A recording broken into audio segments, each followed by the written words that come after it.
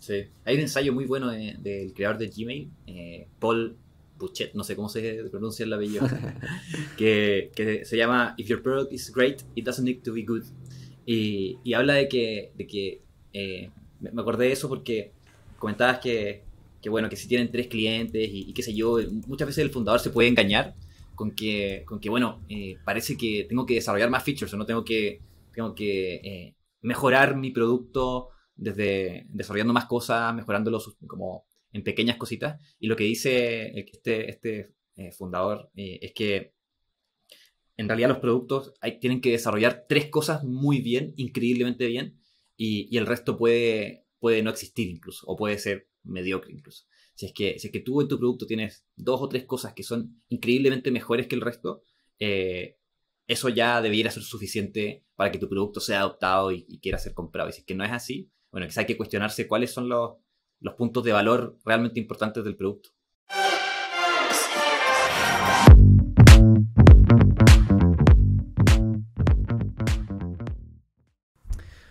Hola a todos, venimos otra vez con otro episodio de Tech Founder News, el podcast de Platinum Ventures. Estamos aquí con Andrés Mate, cofundador y partner de Platinum Ventures. Hola Andrés, ¿cómo te va el día de hoy? Todo bien, gracias. Buenísimo. Y de mi lado, yo soy Roger, soy Visiting Partner en Platinum Ventures. Y el día de hoy vamos a hablar de dos temas bastante interesantes.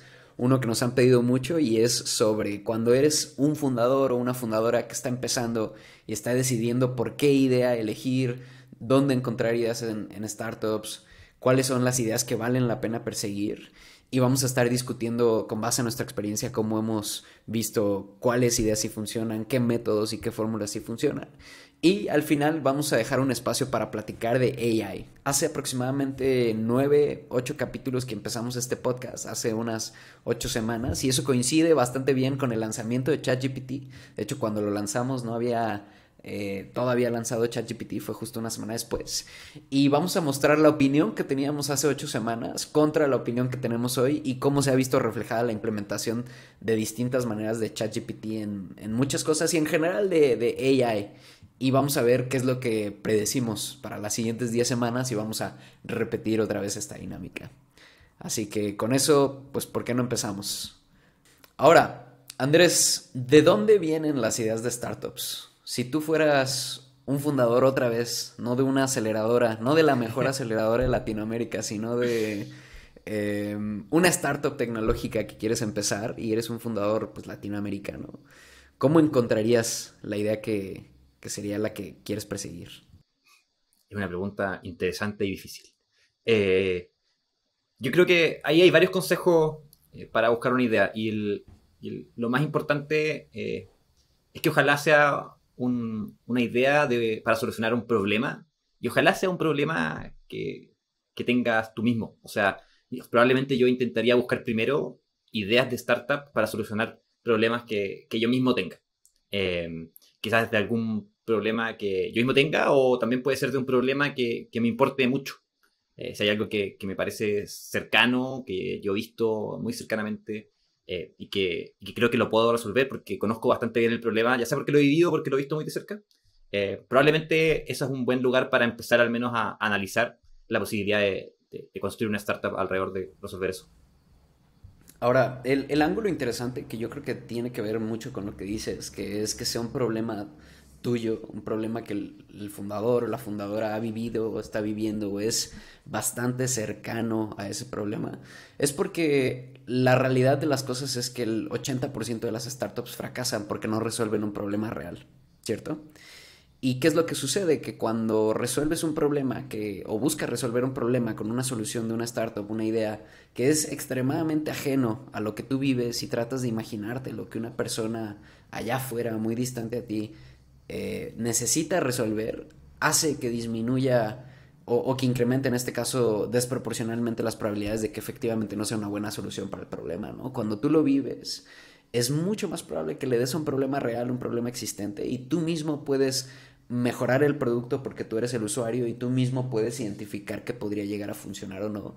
Y la segunda parte que comentaste, que desde mi punto de vista es absolutamente fundamental para construir una empresa de por lo menos mil millones de dólares, es como la conexión con el problema. Normalmente quieres que exista una razón más allá de solamente querer hacer una startup para construir un negocio gigante. ¿Por qué? Porque te vas a encontrar con un sinnúmero de retos que lo único que verdaderamente te va a atar en esos momentos difíciles es tu pasión y tu ambición y convicción porque esa solución y esa idea exista.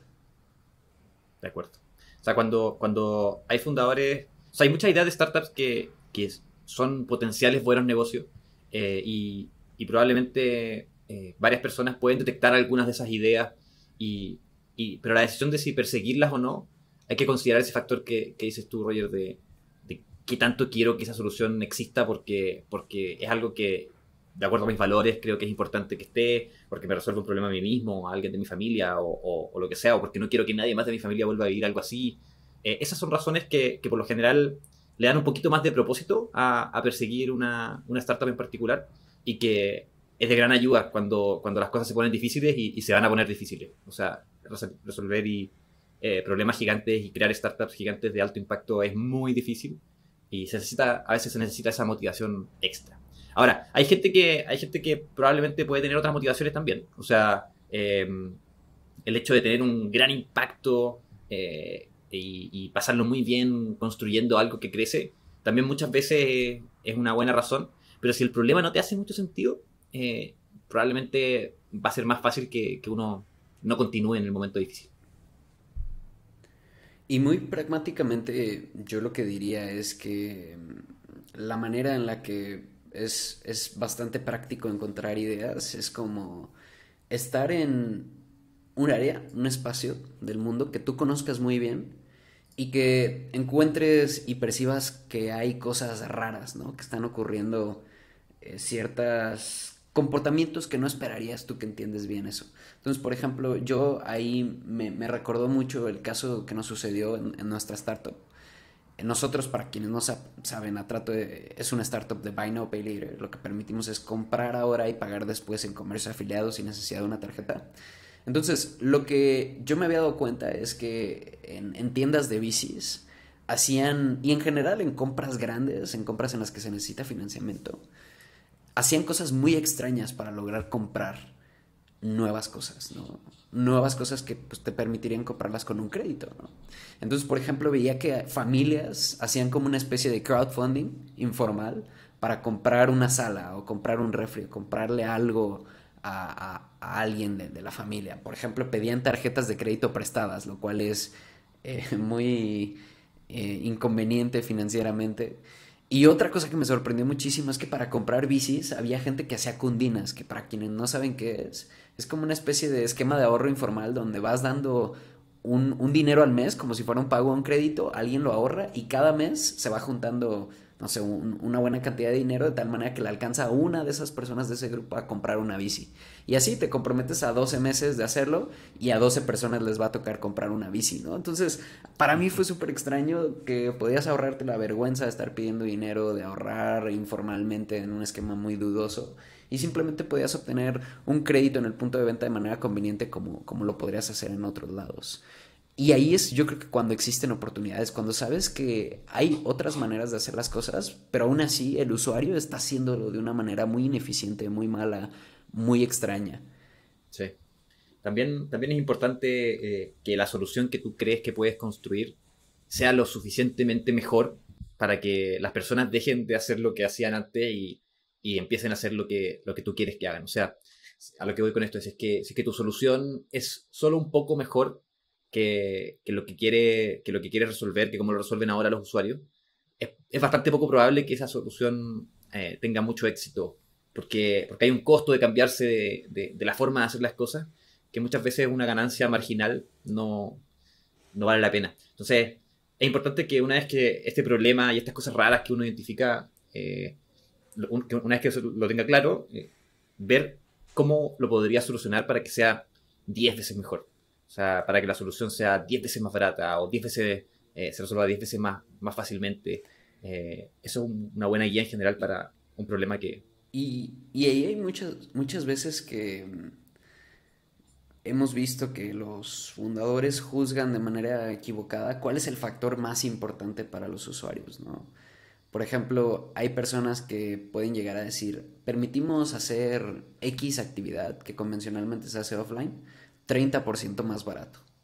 Y ahí yo me preguntaría fuertemente si 30% más barato es verdaderamente lo que más le importa a una persona haciendo esa actividad, ¿no? Voy a decir una tontería, ¿no? Pero, por ejemplo, nosotros ayudamos a contratar un servicio de plomería 30% más barato y online.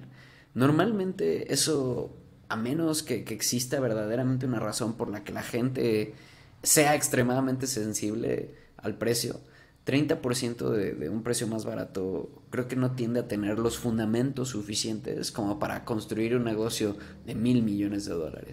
Entonces yo trataría de pensar realmente si va a ser una optimización de costo y que tu producto va a ser 10 veces mejor porque es 10 veces más barato, me trataría de centrar en que verdaderamente exista una tecnología, un insight, una manera de hacer las cosas que te permita llegar a ese nivel de impacto, ¿no? Donde no es solo 30% más barato, sino es 90, 80% más barato y además mucho mejor en estos otros aspectos que son también más importantes para el usuario.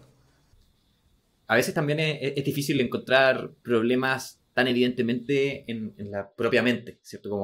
Como buscar problemas que a uno se le ocurran. Entonces, también a veces es útil hablar con otros fundadores. O sea, muchos fundadores han identificado otros problemas a solucionar, que pueden ser problemas que tengan ellos mismos al operar su startup, o problemas que hayan identificado también y que no los estén persiguiendo porque simplemente están haciendo ya su startup y quieren estar enfocados simplemente en eso. Los fundadores suelen tener muchas ideas de negocio, en especial los que llevan un buen rato emprendiendo, y identificar patrones conversando con muchos fundadores de dolores comunes o de insights especiales que tengan esos fundadores sobre cierta industria. También puede ser una buena idea si es que no tienes una idea que te convenza realmente en tu mente. Ahora, yo creo que vale mucho la pena hablar de dónde no es bueno obtener ideas. Creo que aquí es donde a veces se pervierte un poco el proceso. Y una de las cosas que yo he visto que tiende a pervertir un poco por varias razones este proceso es cuando se basan en, bueno, ya lo dijimos, ¿no? En un plano muy idealista. Tratan de imaginarse un problema que tiene un usuario que probablemente nunca han platicado con o que ustedes mismos no serían. Y luego aquí es como un espacio medio gris porque es difícil juzgarlo. Mucha gente te diría cosas como, podría ser interesante, tal vez sí funcionaría, tal vez no. Y ahí es donde creo que es bien peligroso explorar ideas. Otra de las cosas que he visto, donde personalmente yo soy escéptico, creo que esta opinión no la comparten todos, pero es con relación al market research, ¿no? De repente pueden llegar a salir reportes de firmas de investigación prestigiosas o de bancos o cosas así que hablan sobre cómo X o Y va a crecer importantemente en los siguientes años o cómo es una tendencia importante. Y creo que para que una idea verdaderamente sea gigante, tiene que ser algo que no es tan obvio, que es un poco secreto, ¿no? Que es un poco no ha sido descubierto y no se encuentra incorporado en el consenso que va a ser algo extremadamente grande. Mm. Entonces, cuando ven algo así es como subirse al hype, que fue lo que pasó mucho hace unos años, en los últimos años. Y normalmente no existe el apego y la conexión necesaria con eso para volverlo un negocio grande y para estar ahí 10 años, que es lo normalmente necesario para volverlo gigante. Sí, si es que alguien ve algún research y quiere, o sea, justo calza con que es un problema y un área que le interesa, algo que quieren resolver, etcétera. Yo creo que el trabajo que debe hacer el fundador es chequear el research, o sea, leerlo bien, entender si es que efectivamente le hace sentido lo que sale ahí y buscar sus propias fuentes y buscar sus propias conclusiones, no tomar lo que diga el research por un hecho 100% verídico. Y muchas veces en esos research es como un marco general, es como una cosa muy macro, ¿cierto? Y muchas veces los verdaderos problemas para resolver se encuentran hablando con las personas que tienen los problemas, más que leyendo como estos macro análisis de tendencia. Técnicamente el market research que hacen las startups es hablar con los usuarios, ¿no? Y al final del día en eso está basado el market research, en hablar con usuarios. Entonces, ir a las fuentes primarias del conocimiento yo creo que siempre va a ser una de las grandes ventajas de los buenos equipos que están haciendo muy buenas empresas, que están siempre cerca de los usuarios y están en el leading edge del market research, ¿no? Antes de que salga ese reporte, ustedes ya hablaron con X número de usuarios y entienden perfectamente hacia dónde tiene que ir lo que están construyendo. Ahora, quizás vale la pena hablar de cómo elegir entre múltiples ideas. Tal vez hay fundadores que tienen varias ideas y como que no saben por cuál irse. ¿Cuál sería el framework que tú usarías, Andrés, de decisión sobre irse por este lado, por este otro? Voy a dar una serie de cosas a considerar y podemos ir hablando de cada una. Yo creo que lo más importante para decidir qué hacer es primero hacer algo que te haga sentido, algo un problema que tú quieres resolver y que te apasiona y que crees que tiene que existir algo mejor para lo que ya existe, etcétera. Como que eso yo creo que es una base para no dedicarse a algo que uno odia, básicamente. Entonces, eso como punto uno. Y si es que uno quiere construir un negocio que tenga que ver con una startup, digamos, que tenga un potencial de alto crecimiento y que pueda llegar a tener un alto impacto, eh, algo bien importante es entender el mercado. O sea, entender el mercado desde el punto de vista de su tamaño y de su crecimiento. O sea, no es necesario que sea un tamaño gigantesco hoy día, pero si es que no es gigantesco hoy día, entender que quizás es un mercado grande ahora y que está creciendo mucho. Para cuando, no sé, en 8, 9 años más, cuando tu startup en el fondo pueda agarrar esa ola, eso también es súper importante. Eh, Esa es una de las preguntas más comunes que yo he recibido, como de, oye, ¿cómo juzgas el tamaño de mercado de esta idea? Y muchas veces, de hecho, no solo lo hacen fundadores en etapa extremadamente temprana, ¿no? Lo he escuchado de empresas en YC, empresas que ya van más avanzadas, o sea, empresas que ya levantaron inversión, eso es lo que trato de decir, como que ya se asume que ya tienen una idea seleccionada, ¿no? Y es interesante, yo creo que las dos maneras de verlo, a mí lo que me gusta es hacer una matemática muy simple del tamaño de mercado. Básicamente el approach es bottom up, es decir, cuánto estás estimando que le puedes cobrar a un cliente en promedio y eso multiplicado por cuántos usuarios te daría por lo menos un ingreso de 100 millones de dólares anual, ¿cierto? Entonces, la ecuación central está y la incógnita se encuentra en el número de usuarios necesario, ¿no? Si eres una empresa B2B, pues tal vez tu tamaño de contrato anual es bastante grande, puede ser 10, 20, 100 mil dólares.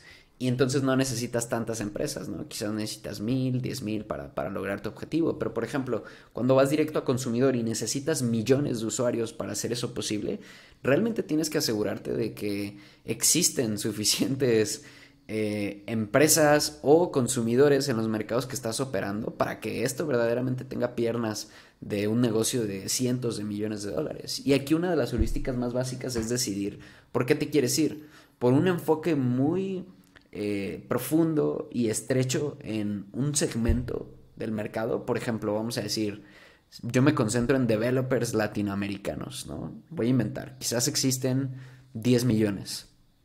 Ok, si tú vas a cobrarle 5 dólares, pues muy probablemente vas a necesitar una proporción importante de esos 10 millones de dólares. Perdón, de esos 10 millones de developers, ¿cierto? Entonces ahí básicamente el supuesto es, tienes que ser un monopolio, ¿no? Tienes que tener 20, 30, 40% de los developers de Latinoamérica en tu plataforma. Caso contrario, el otro extremo es cuando van a una industria gigante, trillones de dólares, y dicen, solamente necesito el 0.5% de esta industria para volverme un negocio de cientos de millones de dólares. Y ahí lo que yo me cuestionaría fuertemente es qué nivel de diferenciación vas a tener para desplazar todas las soluciones que existen hoy para que realmente puedas obtener ese 1 o 2% del mercado, porque típicamente al ser mercados tan grandes son mercados donde hay empresas ya muy grandes, hay mucha competencia, hay poca diferenciación y es mucho más importante diferenciarse. de acuerdo. Y otra cosa que hay que considerar también al decidir en qué trabajar es los skills que tiene el equipo fundador. O sea, si ya tienen a su equipo fundador, ya saben con quién quieren trabajar. Eh, Muchas veces, no sé, si alguien quiere hacer una empresa de cohetes, bueno, tiene que tener los skills para hacer esa empresa de cohetes, más allá de que el mercado sea gigante, que haya una buena oportunidad. Si es que nadie sabe hacer cohetes, bueno, probablemente hay que buscar otra idea o buscar a alguien que sepa hacer cohetes que quiera sumarse a tu startup. Eso también es otro factor importante. No se pueden, no sé, es muy difícil ganar esos skills tan específicos muchas veces de manera rápida. Ahora, un framework que a mí me gusta mucho es uno que Sam Altman propone, el CEO y fundador de OpenAI, que le llama la teoría del vector de impacto, donde básicamente dice un vector es algo que tiene dirección y magnitud, ¿no? La dirección es hacia dónde vas, es decir, básicamente a qué rumbo estás apuntando, y la magnitud es qué tan duro trabajas, ¿no? ¿Cuál es la fuerza que aplicas hacia esa dirección para hacer las cosas posibles? Y creo que es una analogía interesante de muchas veces ambos son igual de importantes, es decir, qué eliges y qué tan fuerte trabajas son igual de importantes. Y muchas veces muy poca gente decide como invertir mucho tiempo en la dirección. Y yo creo que la dirección tiene mucho que ver de cómo te va, ¿no? De hecho, aquí hay una analogía que muy, muy parecida que también utiliza Pedro, el CEO de Fintual, donde dice que el fundador es como un surfeador y el fundador es el surfeador, la startup es la tabla que estás utilizando para surfear y la ola es el mercado, ¿no? Y parte de la dirección es como la ola que decides tomar, ¿no? Hay veces que si la dirección va de manera incorrecta hacia un lugar que no te va a llevar a ningún lado, donde no hay product market fit, donde quizás no está el mercado listo, donde la tecnología no está en el punto donde se necesita, o está en un punto en el que se necesita un breakthrough gigante para hacerlo posible, no vas a poder surfear una muy buena ola, por más que tengas una muy buena tabla y por más que seas el mejor fundador y surfeador del mundo. Entonces creo que invertir suficientemente eh, el tiempo y la energía de qué dirección estás yendo es una parte fundamental. Casi, casi que va a determinar una parte importante de tu destino. Sí, otra forma de decirle esto es el market pool, como cuando dado que estás entrando a un mercado que está creciendo o que está justo en el momento adecuado, como que el mercado empieza a tirar por tu solución y como que las cosas se dan muchísimo más fácil. No hay que poner tanto esfuerzo en intentar empujar tu solución, sino que es el mismo mercado el que tira. Y, y eso también es otra analogía de la ola, que a mí personalmente la de la ola la encuentro espectacular. Ahora, Andrés, yo creo que también hay red flags bastante claras sobre cuáles serían ideas que no hay que perseguir, ¿cierto? Por ejemplo, una que yo creo que es bastante importante a considerar es cuando no existe un insight único real sobre esta idea. Como fundadores hay un incentivo y una ilusión importante sobre pensar que la idea es única. Entonces, yo lo que me preguntaría fuertemente cuando esté en este proceso, y literalmente es jugar al policía malo a ver si esta idea es tan buena de esta solución, ¿por qué nadie la está resolviendo ya, no? O sea, ¿por qué no existe una solución ya? ¿Qué está haciendo mi usuario verdaderamente para resolverla al día de hoy? Y la realidad es que muchos se van a dar cuenta que esta idea o mucha gente ya la está tratando de ejecutar porque está novia o simplemente no puede existir porque no hay manera de que exista verdaderamente una solución aquí. De hecho, a nosotros nos pasó algo similar. Yo una de las cosas que nunca me pude explicar es por qué no había una solución de Buy Now, Pay Later en México que estuviera funcionando en los niveles en los que estaba funcionando en otras geografías como Australia, como Estados Unidos. Y la respuesta en retrospectiva era en realidad había muchos intentándolo, o sea, había muchas startups con la intención de hacerlo y de resolverlo. Entonces, esa es una de las alternativas. Y muchas veces cuando no hay ninguna es cuando yo me empezaría a preguntar fuertemente eh, por qué no hay nadie verdaderamente. Y debe de haber una causa directa y real, ¿no? No puede ser, no sé, la respuesta. Tiene que Sí, haber una causa real. Y si es el otro camino de si ya hay muchos intentándolo, creo que vale mucho la pena cuestionarse qué entienden ustedes, que no entienden los demás y que finalmente les va a permitir ganar el mercado a pesar de que exista mucha competencia y muchos equipos intentando exactamente la misma idea. de acuerdo. Yo creo que esa primera pregunta de, ok, ¿por qué aún no existe esto? Ayuda a clarificar muchas cosas. Y algo interesante de lo que decía Roger es que este insight, ¿cierto? Este insight único de por qué a mí sí me va a funcionar. Algo que quizás es interesante es que a veces cuando se habilitan cosas, se habilitan mercados por alguna regulación o sale alguna tecnología disruptiva o algo de ese estilo, a veces ese insight único puede ser la ejecución. O sea, el hecho de ejecutarlo tremendamente bien y mucho más rápido que el resto, a veces pasa a ser un factor importante cuando alguien empieza a trabajar en una idea que le puede ayudar a ganar versus otro. O sea, otro puede tener un insight mucho mejor que el tuyo, quizás algo que tú no sabes, pero si tú lo ejecutas más rápido, esa idea de startup, y después quizás aprendes ese insight, es bastante probable que ganes. Pero eso es muy difícil de juzgar, ¿no crees? O sea, si tú fueras un fundador que no tiene tanta visibilidad sobre cómo se están moviendo los otros, realmente tú cómo juzgarías que verdaderamente estás ejecutando más rápido que el resto. Sí, yo creo que no sé si más rápido que el resto, al final es ejecutando muy rápido. O sea, si es que, si es que te estás moviendo rápido, estás vendiendo rápido, estás creciendo mucho tus ventas, en general eso es un signo de que probablemente estás ejecutándolo bien. Y si después del camino te diste cuenta que hay otro que tiene cierto insight que te va a servir para incluso mejorar tu solución, cool, se puede como incorporar ese insight. Y bueno, hay que estar atentos también a cómo se ve el resto. Yo creo que esto nos puede llevar a hablar sobre cuáles son señales de buenas ideas. Y desde mi experiencia lo que he visto es que cuando una idea se ve bastante prometedora, normalmente no hace falta un producto muy complejo, un desarrollo extremadamente comprensivo para lograr que se adopte la solución, ¿no? Hay un problema tan severo y tan latente que muchas veces un MVP simple permite que se adopte esta solución porque ya es órdenes de magnitud mejor que lo que normalmente se veía. Entonces, yo creo que una heurística que sería bastante buena para una buena idea es qué tan simple puede ser la solución que podrías diseñar que pueda proveer de esa utilidad, de esa resolución del problema.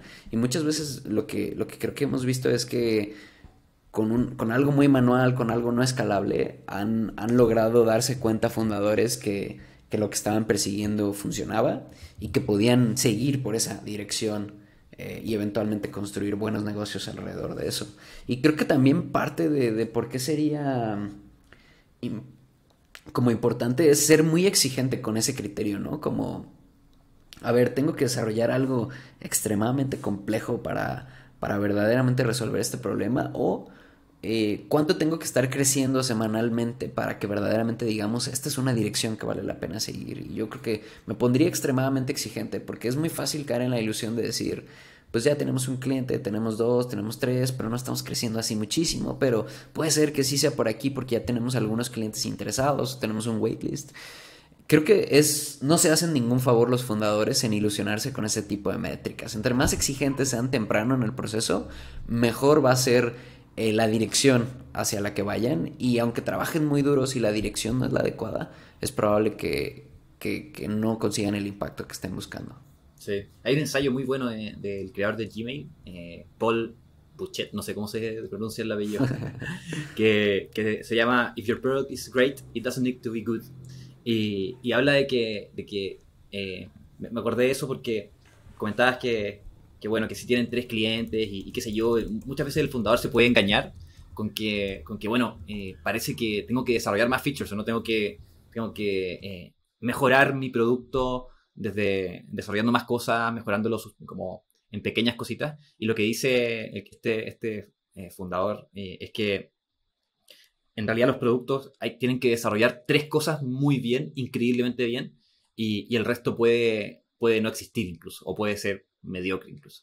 Si es que tú en tu producto tienes dos o tres cosas que son increíblemente mejores que el resto, eh, eso ya debiera ser suficiente para que tu producto sea adoptado y quiera ser comprado. Y si es que no es así, bueno, quizá hay que cuestionarse cuáles son los puntos de valor realmente importantes del producto. Y creo que una muy buena manera de juzgar eso, y que es otra vez una pregunta muy consistente y muy constante de los fundadores, es, ¿tienen un backlog gigante de lo que les gustaría construir, de lo que tuviera el producto? Y una pregunta que les hacemos mucho a los fundadores es, ¿qué es lo que más valorarían sus usuarios? ¿O qué es lo que más valoran sus usuarios de toda la lista de features que va a tener su producto que ya tiene?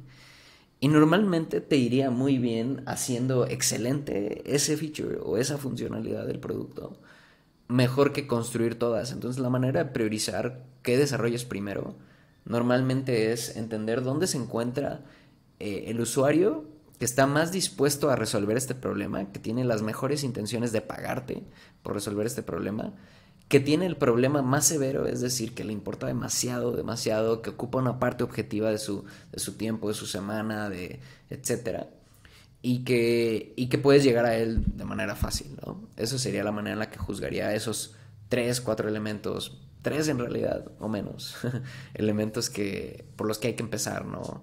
A desarrollar y probar.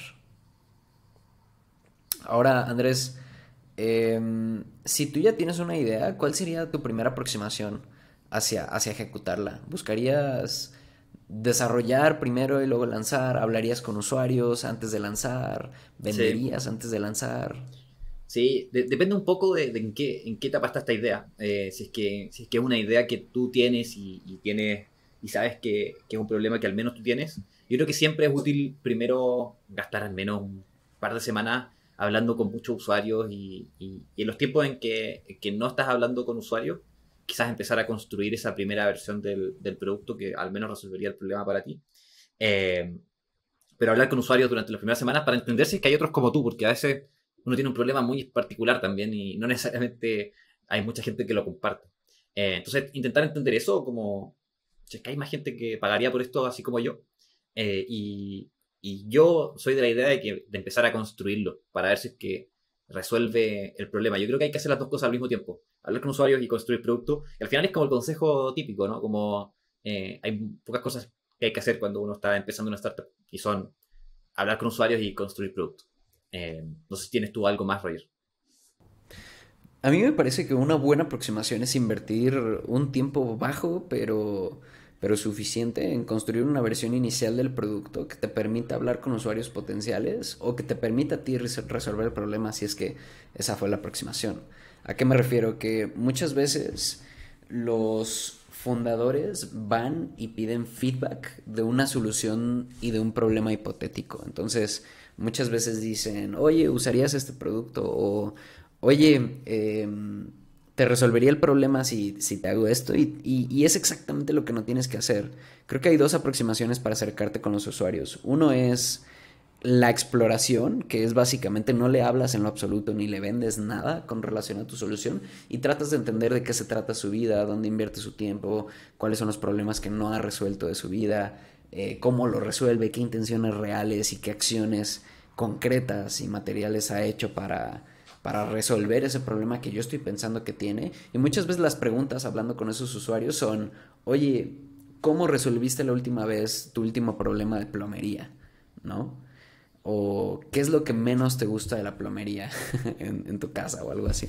Por inventar cosas, ¿no? Pero eso obviamente se puede trasladar a cualquier cosa. Y la segunda manera en la que hablas con usuarios es cuando ya les das la solución concretamente. Y tiene que ser una solución que funcione, o sea, una solución que pueda utilizarse. Y con eso obtienes otro tipo de feedback bastante valioso. En la primera, entiendes qué es lo que tienes que construir y qué tiene que incluir el producto. Y la segunda es si realmente lo que obtuviste en las conversaciones lo tradujiste a algo que efectivamente resuelve su problema. Y muchas veces los fundadores se van por el medio y no obtienen la información que necesitan o pierden tiempo innecesario. Entonces hay que decidir bien en dónde se va a empezar y si tienes mucha convicción porque ya eres el usuario, tal vez te puedes saltar el primer proceso y pasar directamente a invertir una semana en construir un prototipo e ir directamente por ese feedback. Pero cuando no tienes tan claro y especialmente si no es un problema que tú estás viviendo, entonces necesariamente creo que tienes que empezar por empaparte, por saber cómo ha resuelto el problema este usuario, si efectivamente existe un problema o en realidad no. Sí, un approach que creo que lo escuché de Cristina de Toku, la CEO de Toku, fue que ellos no desarrollaban nada hasta que estuviera vendido. O sea, antes de venderlo, no desarrollaban absolutamente nada. Ese es un negocio particular, porque es un B2B y en el fondo lo que les piden los clientes lo tienen que vender antes que efectivamente lo desarrollen, pero en general también ese es un approach interesante, como como intentar tener ventas de que el producto esté realmente listo o algún compromiso de compra, también es súper interesante para validar que efectivamente la gente esté dispuesto a pagar. Ahora, creo que hay algo aquí bien importante que es cambiar de ideas, ¿no? Quizás ya empezaste, quizás ya tienes algo ejecutado, pero estar abierto a cambiar la idea creo que es un concepto muy importante a considerar. Creo que hay perspectivas para ambos casos, ¿no? Hay ideas que nacen siendo bastante buenas, tal vez no exactamente en la magnitud que se volvieron gigantes, pero por ejemplo Airbnb, voy a hablar de ese caso, pues la versión inicial de Airbnb es algo extremadamente parecido a lo que lo hizo ser una empresa gigante, ¿cierto? Al menos conceptualmente era algo muy parecido. Sin embargo, hay otras historias de éxito que tienen más que ver, por ejemplo, con pivots bastante espectaculares, si me permites decirlo, que se volvieron también empresas gigantes, ¿cierto? Algunos de los casos más famosos son Slack, Segment, etcétera, que empezaron haciendo cosas completamente distintas y que a través de pivots lograron un impacto que no se habrían imaginado y probablemente en la dirección que no se imaginaban. Entonces, de ahí yo creo que lo que podría decir es que creo que las ideas funcionan en especies de quantums o en órdenes de magnitud, ¿no? Como que es muy difícil decir que puedes lograr product market fit iterando al margen o cambiando el producto al margen. Normalmente requiere cambiarlo en dirección y en magnitud suficiente como para que verdaderamente esté resolviendo una necesidad. Y por ejemplo, hoy leí un tweet de un personaje de Twitter que ya hemos citado varias veces aquí en el podcast, que es Nikita Beer.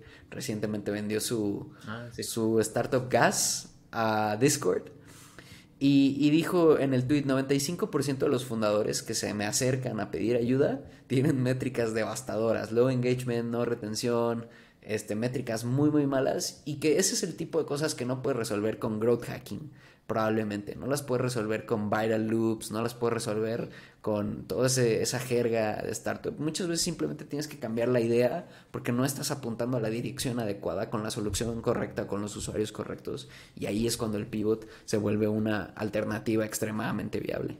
Sí, y muchas veces no tiene que ser un pivot tremendo y gigantesco de cambiar 100% la idea. También están los soft pivots, cambiar de cliente,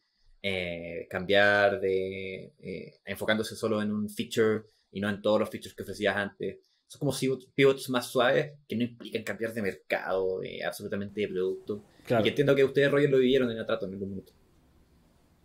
Sí, nosotros de hecho hicimos lo que se le conoce como soft pivot, pero antes de decirlo, me vino a la mente el de Twitch, que por ejemplo Twitch en su momento cuando era Justin TV, pues era una plataforma muy parecida a lo que es Twitch realmente, pero muy abierta, ¿no? De hecho yo me acuerdo que cuando estaba en la primaria o la secundaria la tenía ahí y pasaban un montón de contenido con copyright y cosas así, pero lo que se dieron cuenta es que el segmento de gaming, específicamente de streams de gaming, empezó a tener como el mayor engagement y era un porcentaje bien pequeño de sus ingresos y de sus usuarios.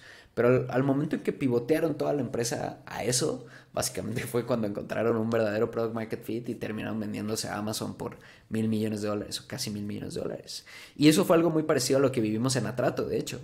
Nosotros teníamos una solución abierta con muchos casos de uso que probábamos y el caso de uso y el segmento de mercado que verdaderamente funcionó fue por alguna razón las tiendas de ciclistas. Y yo tenía una intuición de que por ahí podía ir, por eso probamos ese caso de uso, porque yo alguna vez fui ciclista y sabía que ahí las cosas funcionaban. Y de hecho lo que nos sucedió es que ese fue básicamente el único que verdaderamente nos usaba. Nosotros ya habíamos lanzado desde hace 3 meses y cuando nos aceptó la primera tienda de bicis en utilizar nuestro producto y en ofrecer nuestra forma de pago en su tienda, generamos en un día el mismo volumen que tuvimos en los últimos 3 meses que ya habíamos lanzado con los 10 casos de usos abiertos. Entonces, ahí es cuando hay que tener las orejas bien abiertas a saber dónde verdaderamente está funcionando el producto, a qué usuarios tienen este dolor de manera severa y cómo a través de un enfoque bien estrecho pero muy profundo en un segmento de usuarios que sí necesita tu producto puede hacer la diferencia entre que una empresa despegue o no despegue. Sí, de acuerdo. Oye, Roger, ¿y por qué crees que tantos fundadores tienen las mismas ideas? Cuando cuando realizamos postulaciones en Platinum Ventures, nos pasa regularmente que nos topamos con fundadores que tienen ideas muy similares recurrentemente. Y siempre me ha llamado la atención, por qué pasará eso? Es una gran pregunta.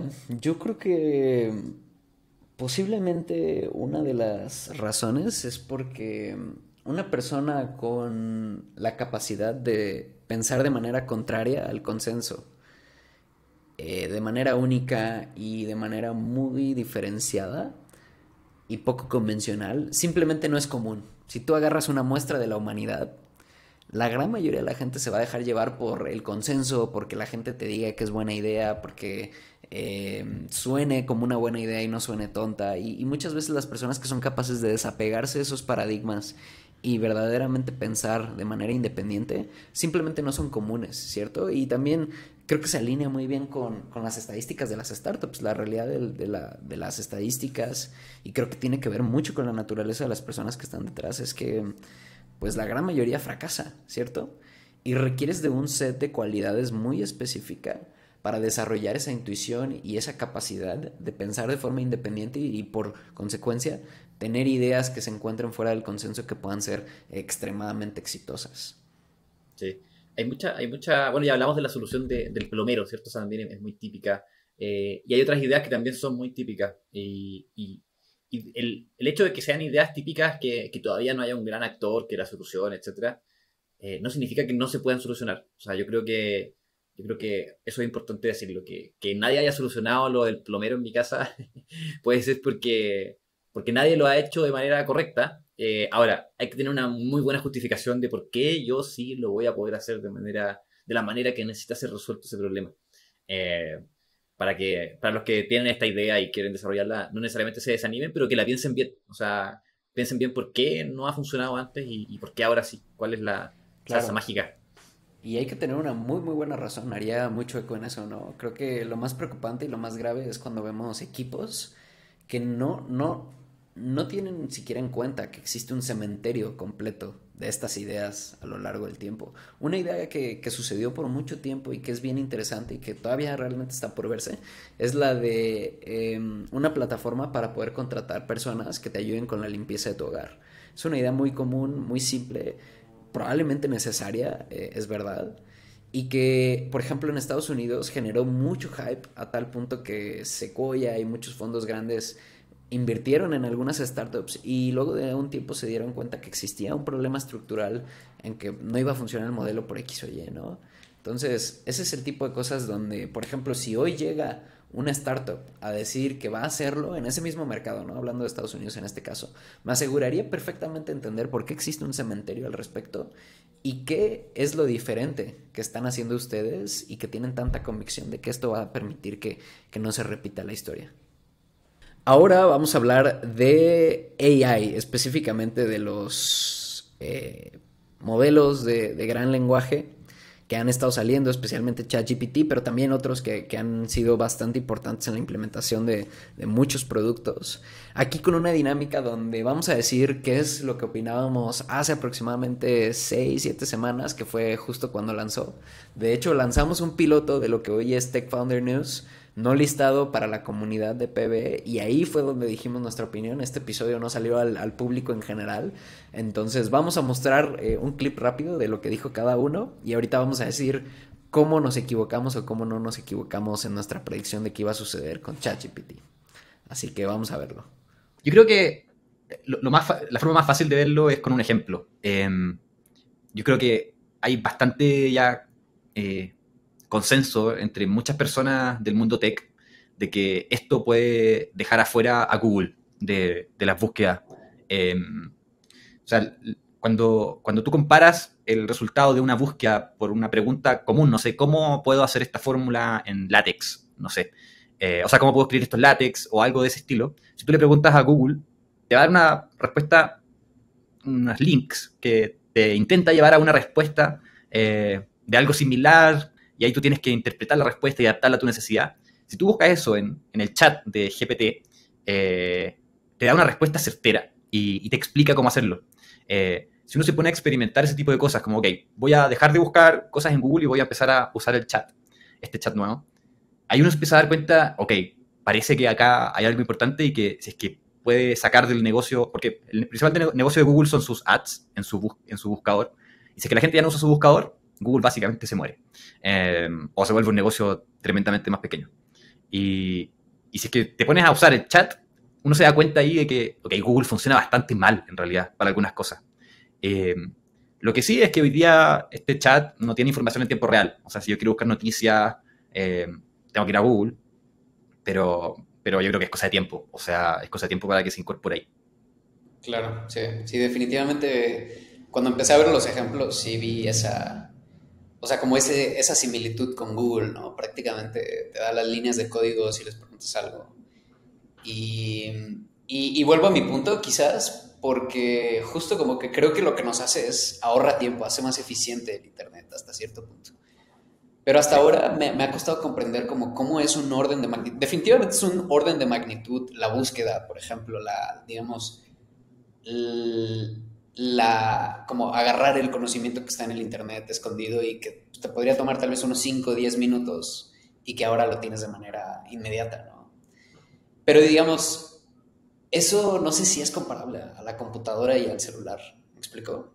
Creo que todavía, o sea, sin duda es un progreso, pero creo que todavía va a mejorar mucho más para hacer lo Seguro. que realmente tenga el impacto. La realidad es que creo que nos dimos cuenta que en realidad la adopción masiva de ChatGPT no era tan hype. En realidad las limitaciones las han ido resolviendo poco a poco, cada vez es más preciso, cada vez se equivoca menos específicamente esta aplicación, este modelo. Y de hecho llama mucho la atención porque a pesar de que en su momento aún seguía nublado en mi percepción de cómo podía esto implementarse de manera masiva, creo que cada vez estamos viendo los casos de uso más claros, ¿no? Por ejemplo, uno que llama mucho la atención el día de hoy, me parece que hoy se anunció, fue que Intercom, a 8 semanas de la salida de ChatGPT, ya está implementando de manera pues masiva, features relacionados con eso, como resumir conversaciones, como respuestas, como cosas así. Y de hecho, nosotros en Platinum Ventures que nos tornamos el Intercom, creo que sin duda ya me lo estaba imaginando antes de que lanzaran. Entonces, creo que cada vez se ve más el impacto en ese tipo de herramientas. Es muy claro. Notion es otro ejemplo que se me hace muy interesante y que creo que sí, efectivamente es útil. Y otro que a mí en lo particular me gusta mucho es Replit, muy similar a Pilot, ellos tienen su Ghostwriter y que funciona bastante bien, Sí. sorprendentemente puedes pedirle casi cualquier cosa. El otro día quería hacer una calculadora de algo y rápidamente la hizo, básicamente con cero Sí, experiencia eso programando. funcionan impresionantemente bien estos modelos que generan código. Yo lo he usado harto porque he estado codeando un poco esta última semana y Copilot funciona espectacular. Tiene algunas desventajas, sí, que como te genera tanto código, algunas veces se equivoca porque inventa algunas cosas, inventa algunas variables o cosas de ese estilo y es muy difícil encontrarlas. Pero bueno, en el resumen, en la línea final, digamos, ayuda muchísimo. O sea, me hace un desarrollador más rápido. Y bueno, hace 8 semanas aproximadamente era bastante especulativo qué tan rápido iba a impactar esto en los negocios como, y en la vida real de las personas. Pero rápidamente se fue haciendo evidente que esto era un cambio de paradigma importante. Y el ejemplo que a mí me llama más la atención es el ejemplo de Google. Eh, Google cambió sus prioridades de manera brutal. Dijeron que después de la salida de ChatGPT, con todo el hype, en el fondo yo creo que se dieron un poco cuenta de que su negocio está relativamente cerca de la disrupción, en especial Google Search, y se propusieron sacar 20 productos de AI para este año y suena casi que un pivote de una compañía gigantesca, de una de las compañías más grandes del mundo.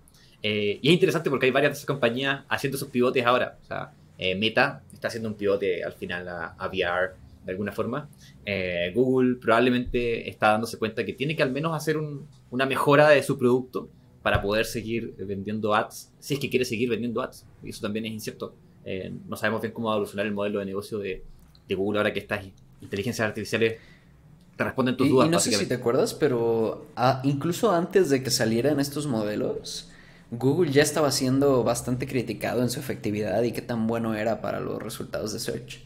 En realidad ya había empresas Sí. intentándolo desde hace tiempo, pero creo que ahora con la salida de ChatGPT específicamente quedó absolutamente claro que es posible generar mejores búsquedas que Google, ¿no? Y por mucho tiempo han existido DuckDuckGo y otras alternativas, pero nada era sustancialmente mejor a como ahora lo es. Y creo que de todas maneras seguimos en los early innings de esto.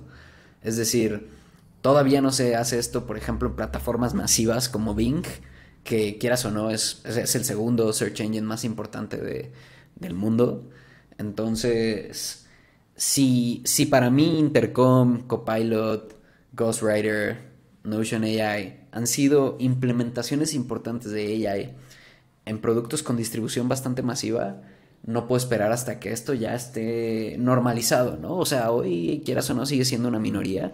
Creo que mi predicción iría hacia allá. Creo que esta es una curva de crecimiento doble exponencial y eso hace que sea muy difícil visualizarlo, pero si asumimos que la base sigue siendo pequeña, que yo creo que lo sigue siendo en realidad, es casi imposible imaginarse cómo va a crecer y cómo va a ser. Pero algo que a mí me emociona mucho definitivamente es cómo podemos hacer esto más allá del mundo virtual, ¿no? Se habla mucho de escribir blogs, escribir tweets, no sé, por ejemplo, escribir código, claramente.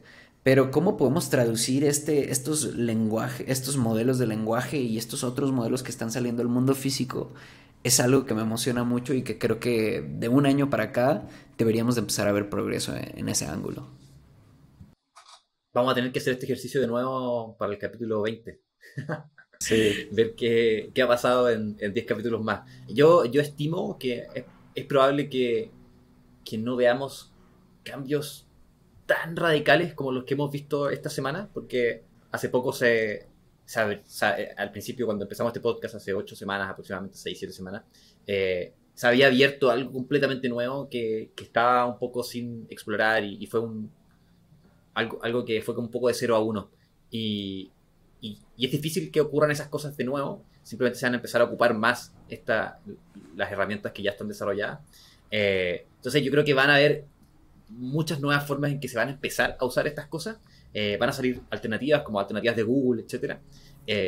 Pero creo que van a empezar a salir muchos productos, implementaciones en productos, pero así como breakthroughs gigantescos en términos de una nueva tecnología brutal. Es probable que no la veamos tan en el corto plazo, creo yo. No sé qué opináis tú, Roger. Creo que es difícil juzgarlo. Creo que es más probable que sí que no. No sé si al corto plazo, pero por lo menos voy a pensar en el siguiente año.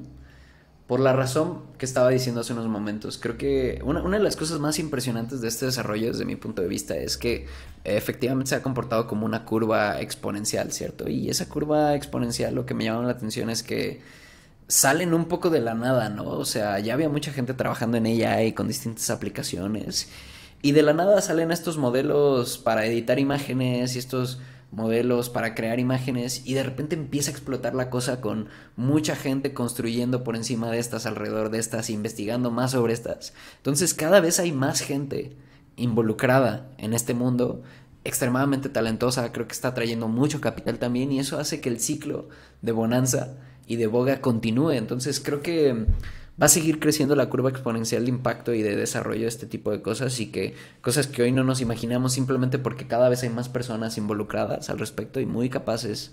Vamos a ver, yo creo que es probable que veamos breakthroughs en algún sentido, aplicaciones más innovadoras o aplicaciones que resuelvan distintos problemas que hoy no precisamente estamos resolviendo con los modelos de lenguaje grande.